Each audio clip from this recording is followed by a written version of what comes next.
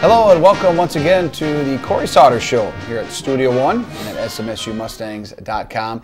I'm Kelly Loft, Athletic Communications Director at Southwest Minnesota State University, and once again we'll talk Mustang football, this past week's game versus the Wayne State Wildcats, and we'll take a look at some of the highlights from the ball game, and then we'll also preview this upcoming week's game at Minnesota State Moorhead. And joining us as always is the head coach of the Mustangs, Cory Sauter.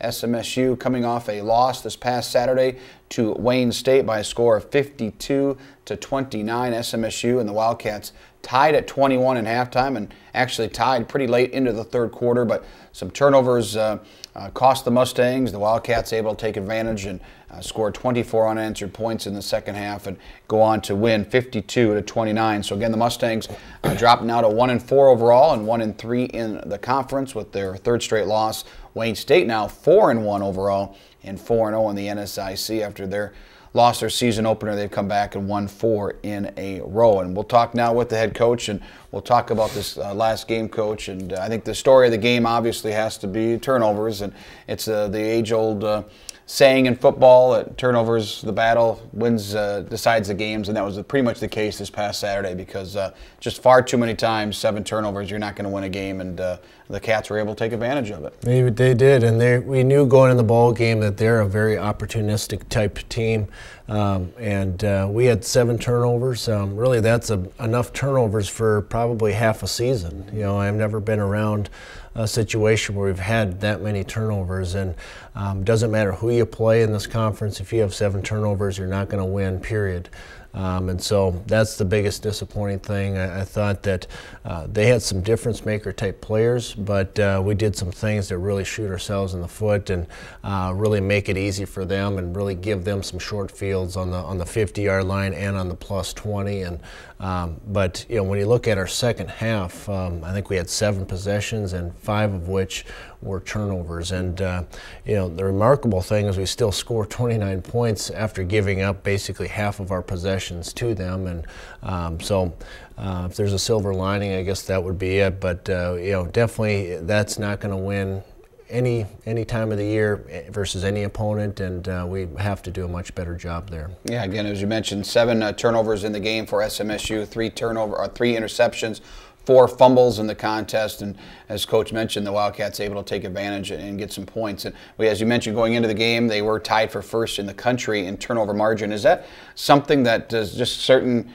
teams, and obviously they've got some very talented players. I mean, their defensive line is one of the best in the conference, but it's just something where maybe you get on that roll where just things happen, and it seems like that's what's going right now for the Wildcats. Is they're getting a lot of turnovers. They had 5 against Northern State the previous week, and now 7 against SMSU. Right. Well, it's confidence, it's momentum, and there's just some plays that are just you can't explain. You know, we had an interception where the ball kind of gets tipped up in the air by the receiver.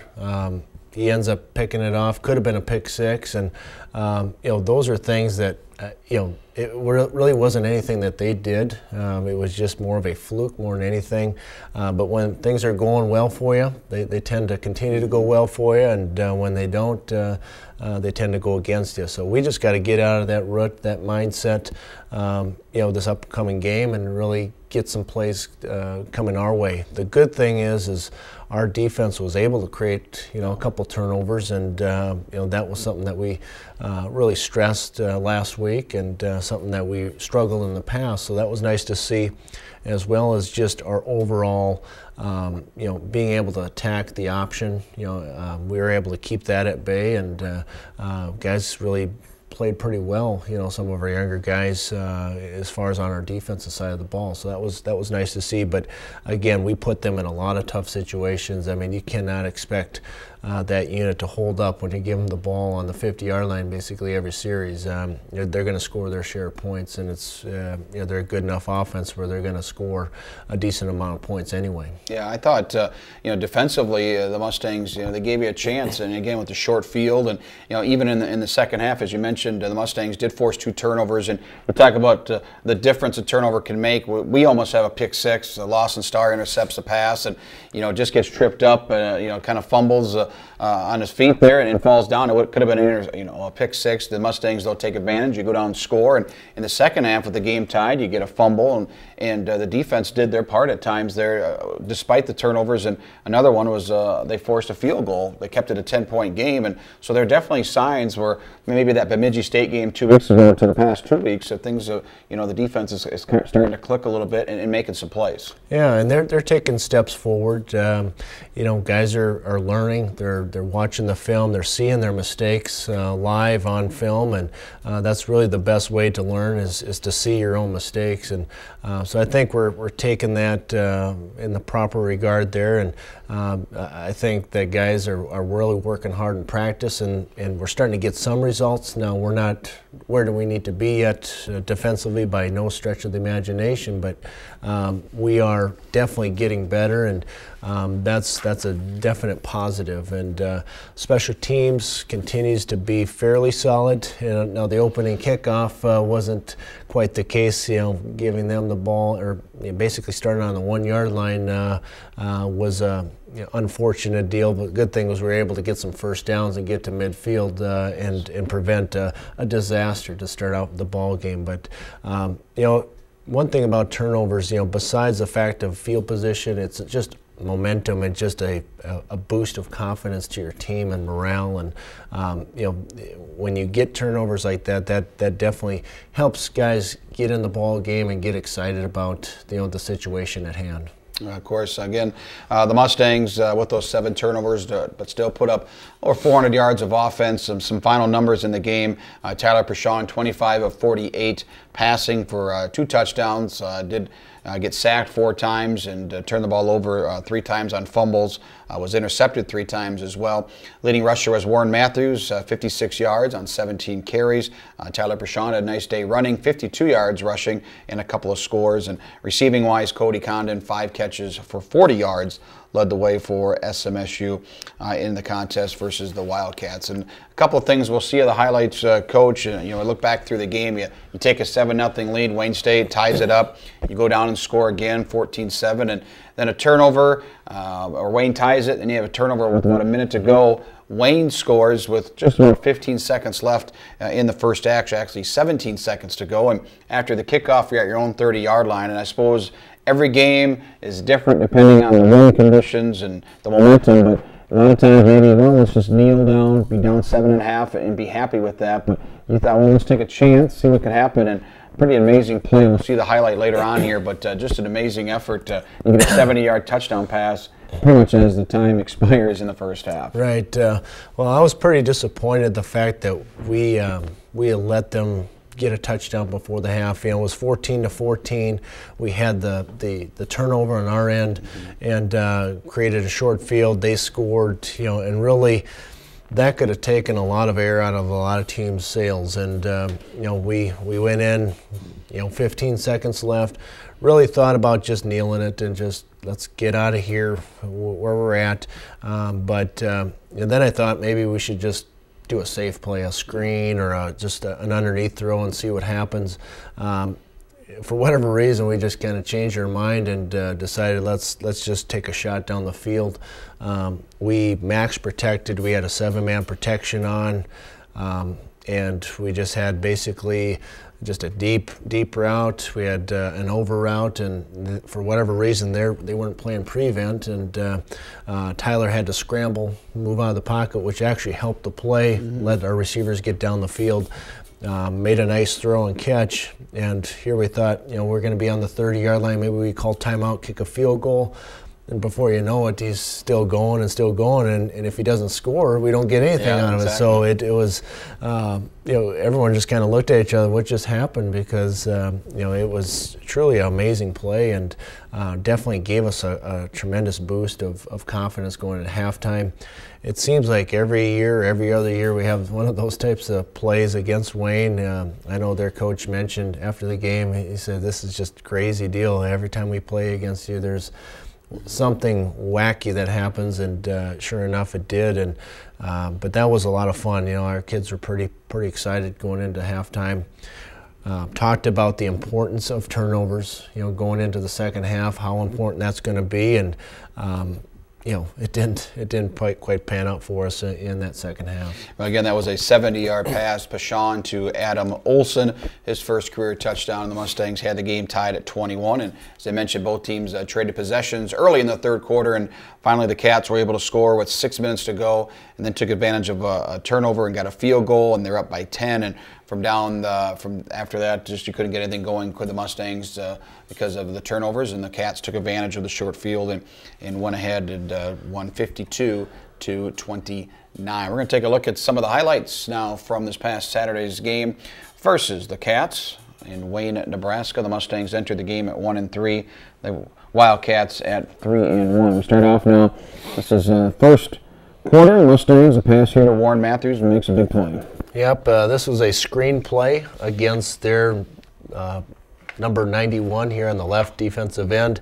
Our back, Warren Matthews, chips him, turns around, we throw it to him. Now the amazing part on this play is number 91, the guy that we screen, is the guy that's chasing him down and ends up making the tackle. So he's just an amazing player. I can't say enough good things about him. Yeah, Daniel's a very good player. Now on the defensive side, Randy Erickson, a couple of tackles. Yep, and he's been playing pretty well this season. He's had a lot of impact plays. He gets off the block here and makes the tackle, and again, very nice play by a defensive tackle. 97, Randy Erickson. The Wildcats were able to pick up a 4th and inches play, and here's another one on first down a couple of plays later. Yep, and again, our defense is playing a lot better. We're getting into their backfield a little bit more, and Wayne does have a pretty solid offensive line, and again, we're able to get off blocks, and that's what you have to do defensively.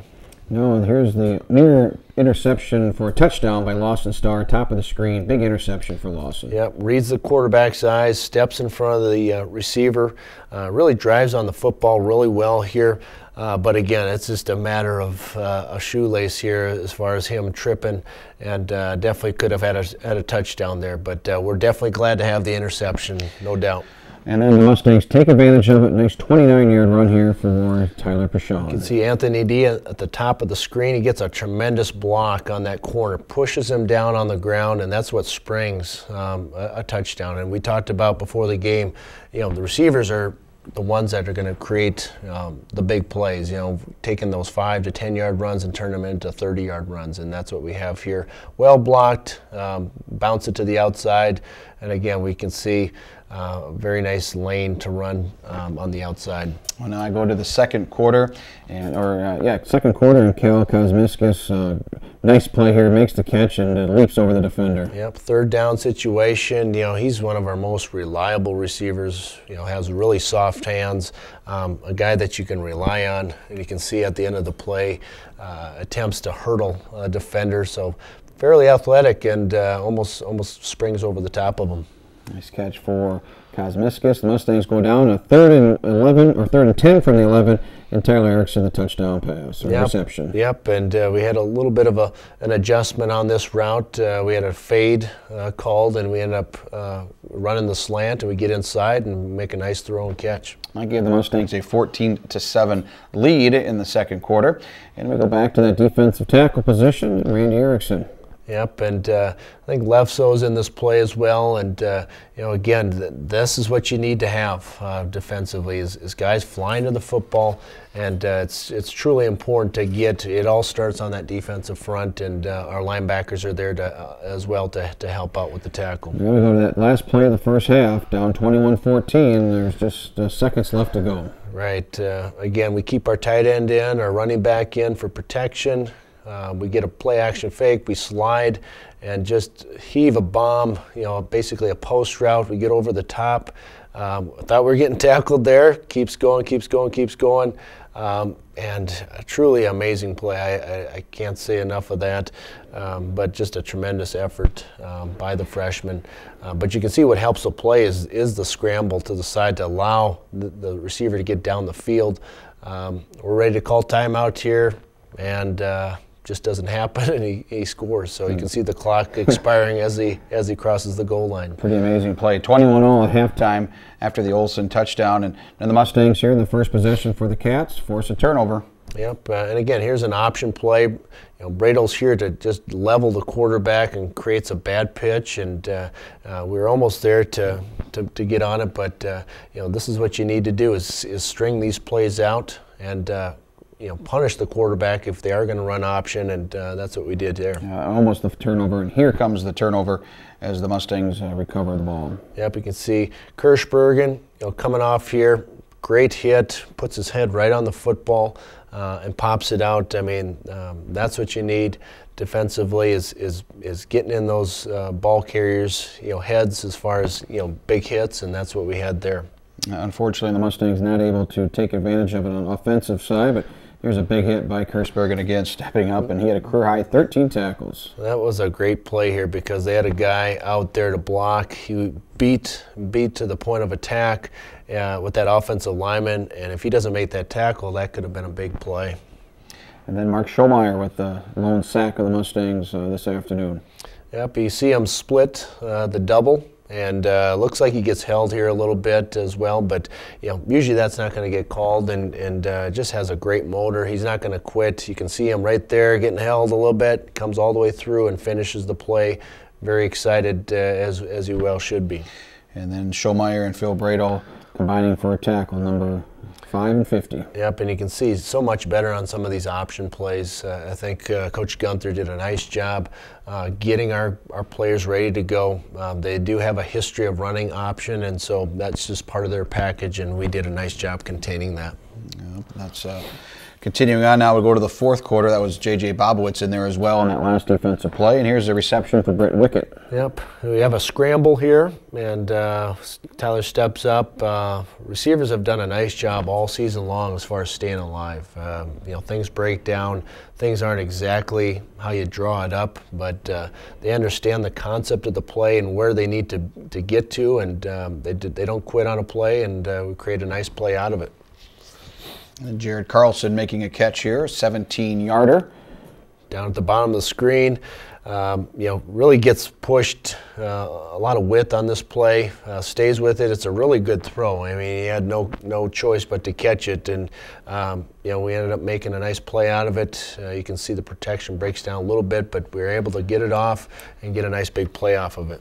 And the Mustangs able to cap it off, a 7-yard touchdown run for Tyler Brashon here on the near side. Yep, good audible by Tyler, getting us into this play, a quarterback design run, and it was good to mix it up a little bit here. We were throwing pretty much every single play, and we were able to mix in a run to keep them honest.